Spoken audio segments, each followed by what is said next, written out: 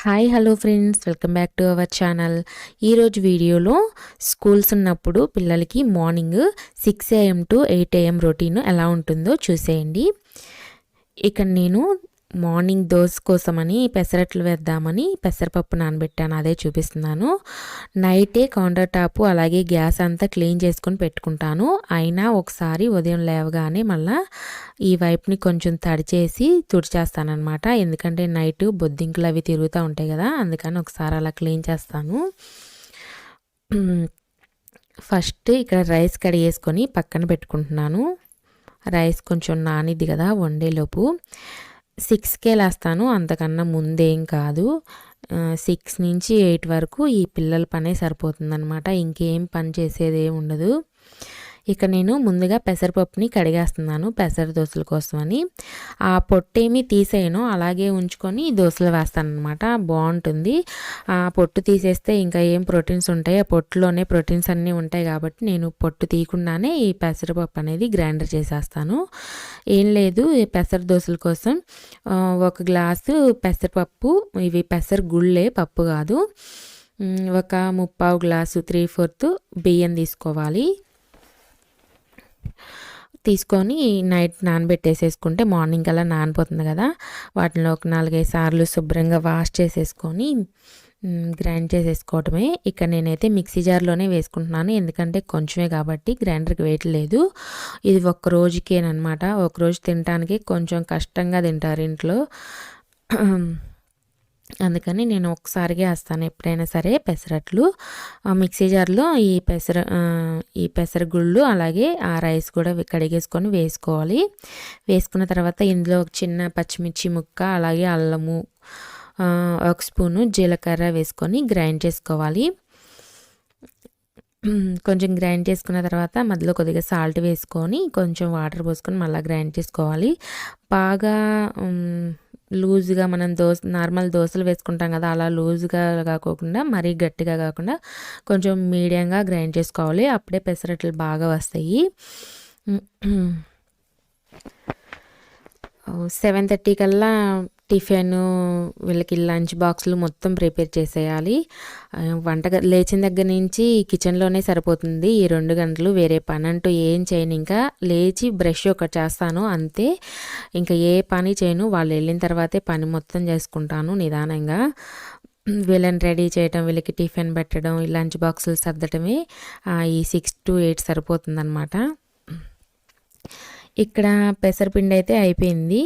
పిండి అయిపోయింది కదా, దీన్ని ఒక బౌల్లోకి తీసేసుకుంటున్నాను. ఆ మిక్సీ జార్లోనే కొంచెం వాటర్ అనేది యాడ్ చేసేసి ఇందులో పోసి కొంచెం పోస్తున్నాను.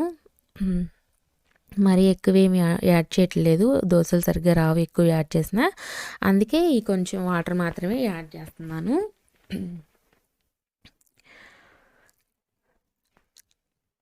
ఇప్పుడు దీని మీద ఒక మూత పెట్టేసేసి ఇంకా పక్కన పెట్టేస్తాను. ఈ పెసరట్లోకి కొబ్బరి చట్నీ అయితే చాలా బాగుంటుంది. ఇక్కడ నేను దీనిలోకి కొబ్బరి చట్నీ చేయడం కోసమని కొన్ని పల్లీలు వేయించుకుంటున్నాను. పల్లీలును కొబ్బరి ముక్కలు వేసి చేస్తాను. పల్లీలు ఫ్రై చేసేసుకొని పక్కన పెట్టేసి అదే ప్యాన్లో కొంచెం ఆయిల్ వేసేసుకొని ఒక 3 నుంచి 4 పచ్చిమిర్చి వేయించేసుకుంటాను. ఈ పక్కనే రైస్ కూడా పెట్టేసుకున్నాను, రైస్ కూడా ఉడికిపోతుంది. పచ్చిమిర్చి కూడా వేయించుకొని పక్కన పెట్టేస్తాను. ఈరోజు నేను కర్రీ ఏం చేయట్లేదు, రైస్ ఒకటే కుక్ చేస్తున్నాను. ఎందుకంటే ఈరోజు క్యారెట్ రైస్ చేద్దాం అనుకుంటున్నాను. క్యారెట్ రైస్ చాలా బాగుంటుంది, చాలా ఈజీగా అయిపోతుంది, పిల్లలు చాలా ఇష్టంగా తింటారు. ఆ క్యారెట్ రైస్ని ఎలా చేయాలో మీకు వీడియోలో చూపిస్తాను, చూడండి. ఏం లేదు, క్యారెట్ రైస్ చేయడం కోసం ఒక 2 క్యారెట్లను తీసుకొని తురుముకుంటున్నాను. ఇక్కడ పెద్దదైతే ఒకటి సరిపోతుంది, ఇక్కడ నా దగ్గర చిన్నవి ఉన్నాయి కాబట్టి నేను 2 క్యారెట్లను తురుముకుంటున్నాను. క్యారెట్ని ఇలా బాగా తురిమేసుకొని పక్కన పెట్టుకోవాలి. ఆ తర్వాత ఒక ఉల్లిపాయ, ఒక చిన్న పచ్చిమిర్చి, కొంచెం కొత్తిమీర కూడా కట్ చేసుకొని పక్కన పెట్టుకుంటున్నాను. నేను కొంచెం క్వాంటిటీలోనే చేస్తున్నాను కాబట్టి కొంచెమే తురుము పెట్టుకున్నాను. ఒక 4-5 అలా చేసుకుంటే ఇంకా కొంచెం ఎక్కువ క్యారెట్ తురుముకొని చేసుకుంటే బాగుంటుంది. ఇక్కడ నేను పిల్లలు 2 కోసమే కాబట్టి కొంచెమే చేస్తున్నాను. రోజు మార్నింగ్ వాళ్ళిద్దరి వరకే వండి పంపిస్తాను. మధ్యాహ్నం మళ్ళా కర్రీ చేసి అప్పుడు వంట చేస్తాను. లంచ్‌కి వస్తారు మా వారు. అప్పుడు మధ్యాహ్నం మళ్ళా చేస్తాను. ఇప్పుడు ఇది వీళ్ళిద్దరి కోసమే. ఇక్కడ రైస్ అనేది ఉడికిపోయింది. నేను ప్లేట్‌లోకి ఇలా ఆరబెడుతున్నాను రైస్‌ని. రైస్ ఇలా ఆరబెట్టుకుంటే క్యారెట్ రైస్ చేసుకునేటప్పుడు అది ముద్దగా అయిపోకుండా పొడి పొడిగా బాగుంటుంది. అందుకని ప్లేట్లో ఆరబెట్టేసుకున్నాను. ఆ తర్వాత ఒక ప్యాన్ తీసుకొని అందులో ఒక స్పూను నెయ్యి అలాగే 2 స్పూన్ల ఆయిల్ వేసుకోవాలి. నెయ్యి వేసుకోకపోయినా మొత్తం ఆయిల్ అనే వేసుకొని చేసుకోవచ్చు. ఇక్కడ నేను ఒక చిన్న దాల్చిన చెక్క అలాగే ఒక లవంగం వేసాను. ఆ తర్వాత పచ్చిమిర్చి ఉల్లిపాయలు కట్ చేసుకున్నవి ఉన్నాయి కదా, అవి వేసుకొని ఫ్రై చేసుకొని కొంచెం అంటే కొంచెం అల్లం వేస్తున్నాను. నా దగ్గర ఉంది కాబట్టి వేస్తున్నాను. ఇది ఆప్షనలే, ఇష్టమైతే వేసుకోవచ్చు లేదంటే లేదు. నా దగ్గర ఇక్కడ రెడీగా ఉందని కొంచెం అల్లం వేసాను, కొద్దిగా టేస్టీగా ఉంటుందని. అందులోనే అల్లం పచ్చివాసన పోయిన తర్వాత క్యారెట్ తురుమును వేసేసుకొని ఫ్రై చేసుకోవాలి. ఒక 5 నిమిషాలు బాగా ఫ్రై చేసుకున్న తర్వాత కుక్ చేసుకున్న రైస్ ఆరబెట్టాం కదా ప్లేట్లో, ఆ రైస్ అనేది ఇందులో వేసుకోవాలి. ఆ రైస్ అంతా ఇందులో వేసుకొని ఆ క్యారెట్ తురుము ఈ రైస్ అంతా బాగా కలిసేలాగా తిప్పుకోవాలి. ఆ తర్వాత దీనిలో టేస్ట్కి సరిపడా సాల్టు అలాగే కొంచెం ధనియాల పొడి, కొంచెం గరం మసాలా పౌడర్ వేసేసుకుంటే చాలా టేస్టీగా ఉంటుంది. ఇవి వేసేసుకొని బాగా కలుపుకోవాలి. ఒక 5 మినిట్స్ అలా బాగా కలుపుకుంటే బాగా మిక్స్ అయిపోతుంది. లాస్ట్లో ఫైనల్గా కొంచెం కొత్తిమీరని చాప్ చేసుకొని వేసుకోవటమే, స్టవ్ ఆఫ్ చేసేసుకోవటమే ఇంకా. అలాగే దీనిలో నిమ్మకాయ కూడా పిండుకోవచ్చు, బాగుంటుంది.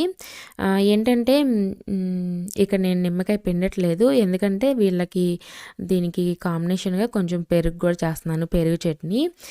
వట్టిదే తిన్నా చాలా బాగుంటుంది. వట్టిదే తినేటప్పుడు అయితే నిమ్మకాయ పిండుకొని తింటే చాలా బాగుంటుంది. నేను వీళ్ళకి పెరుగు చేస్తున్నాను కాబట్టి నిమ్మకాయ పిండట్లేదు.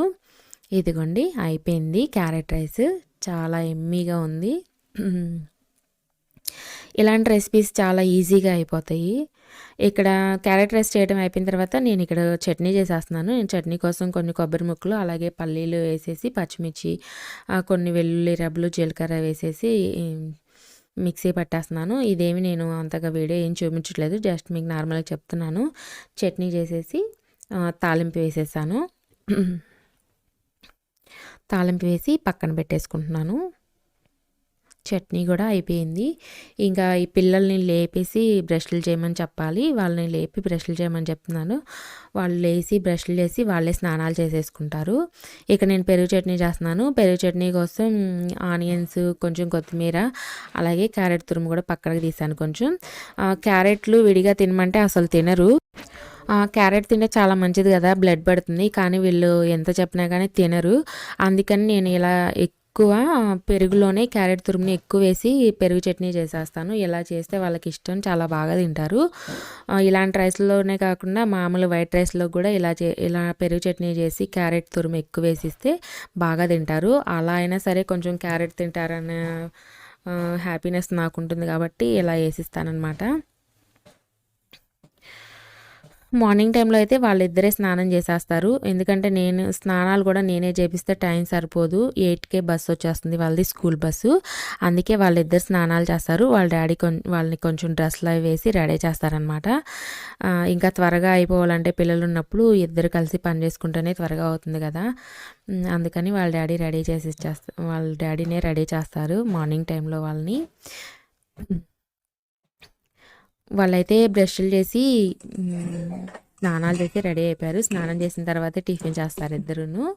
వాళ్ళ కోసం ఇంకా నేను దోశలు వేసి ఇచ్చేస్తున్నాను ఇక్కడ. ఈ దోశలు తినడానికి రోజు టిఫిన్ తినడానికి ఎన్ని వంకలు చెప్తారో. దోశలు చేస్తే దోశలా అని అంటారు, ఇడ్లీ చేస్తే ఇడ్లీనా, దోశ చేయొచ్చు కదా అంటారు. పల్లీ చట్నీ చేస్తే అల్లం చట్నీ లేదా అంటారు, అల్లం చట్నీ ఇస్తే కారపొడి లేదా, అట్లా అంటూ ఉంటారు పిల్లలు. ఏది చేసినా కానీ వాళ్ళని ఇలాగే అంటూ ఉంటారు. కామన్గా అందరి ఇళ్ళల్లో పిల్లలు ఇలాగే ఉంటారు అనుకుంటున్నాను నేను.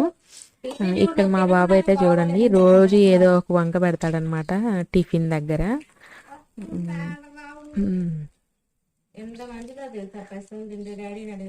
ఇక్కడైతే నేను పెసరట్లు వేసి ఇచ్చేస్తాను, వాళ్ళిద్దరికీ తినేస్తారు. తిన్న తర్వాత ఇంకా పాపకి జడలు కూడా వేయాలి, లంచ్ బాక్సులు కూడా సర్దాలి.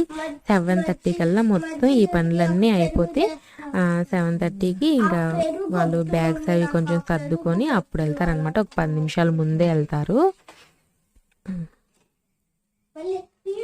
ఇక్కడ మా బాబు ఈ దోశను చూసి ఇదేం దోశ ఎలా ఉంది అది ఇది అంటున్నాడు అనమాట.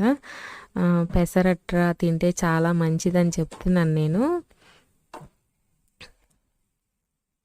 కొంచెం ఆనియన్స్ ఉన్నాయి, ఆ ఆనియన్స్ ఈ దోశలో వేసేసి ఇచ్చాను.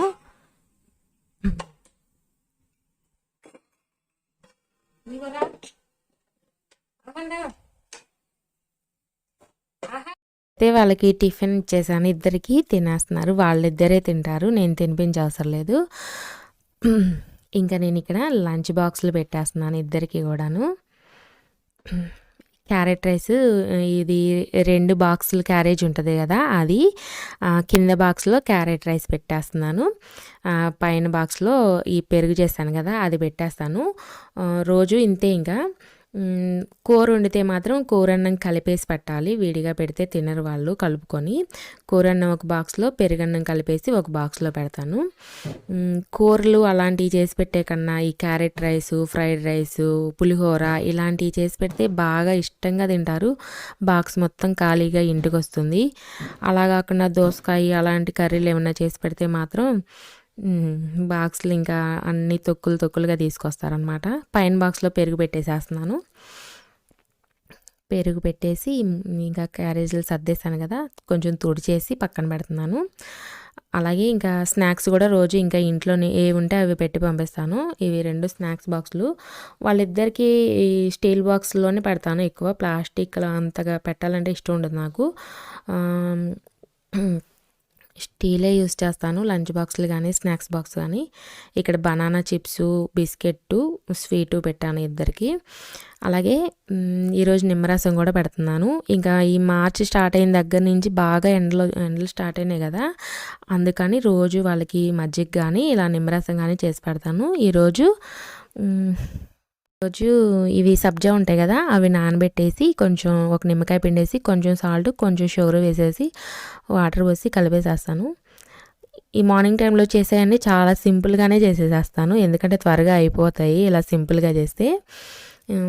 నిమ్మరసం చేసేసి షేకర్స్ ఉంటాయి కదా వాళ్ళవి అందులో పోసేసి పెట్టేస్తాను. చెప్తాను ఇద్దరికి తాగండి, ఎండ బాగా వేస్తుందని. తాగుతారు, వాళ్ళ ఇష్టం. ఇంకా వాళ్ళకి నచ్చిన టైంలో స్కూల్లో వాళ్ళకి ఇంకా ఎప్పుడు ఖాళీ టైం ఉంటుందో ఫ్రీ టైమో అప్పుడు తాగుతారు. మొత్తానికి అయితే తాగి ఇంటికి వీటిని ఖాళీగా తీసుకొస్తారనమాట. అయిపోయింది ఇక్కడ. ఇంకా లంచ్ బ్యాగ్లో సర్దేస్తే సరిపోతుంది. ఇది మార్నింగ్ రొటీను. ఈ వీడియో కనుక మీకు నచ్చితే లైక్ చేయండి, షేర్ చేయండి, కామెంట్ చేయండి. ఛానల్ని సబ్స్క్రైబ్ చేసుకోవటం మాత్రం అస్సలు మర్చిపోవద్దు.